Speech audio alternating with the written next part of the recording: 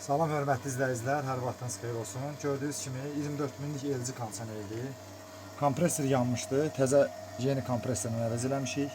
Zəhmət olmasa göstər ki, görsünlər. Yeni kompresorla əvəz eləmişik. İnşallah ki, qoşub təhvil verəcəyik. İkinci videoda da dəyişilməsi necədirsə də o vəziyyətdə sizə göstərəcəm.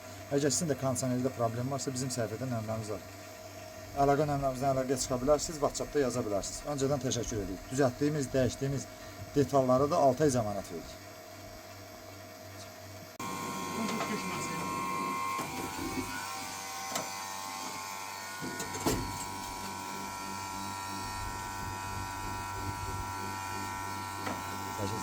Ben de düşüreyim mesela. Yok olmaz.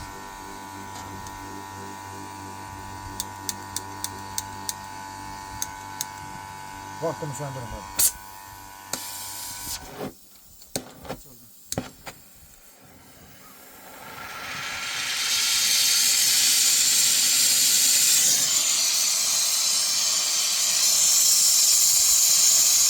Solda mı o? Soldayım mı o?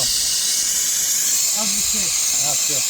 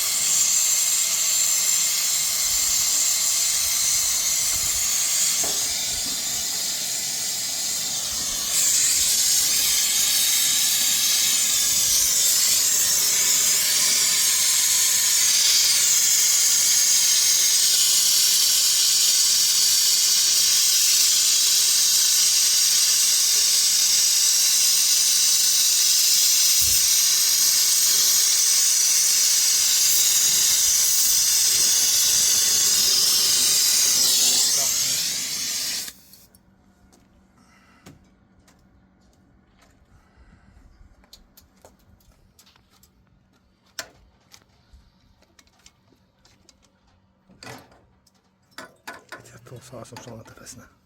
Bak alttan qırağa durun. Bak şimdi biraz belə dur pis yox. Şeyden bu kadar. Yüzde düşməyəcək hər ehtimala qarşı.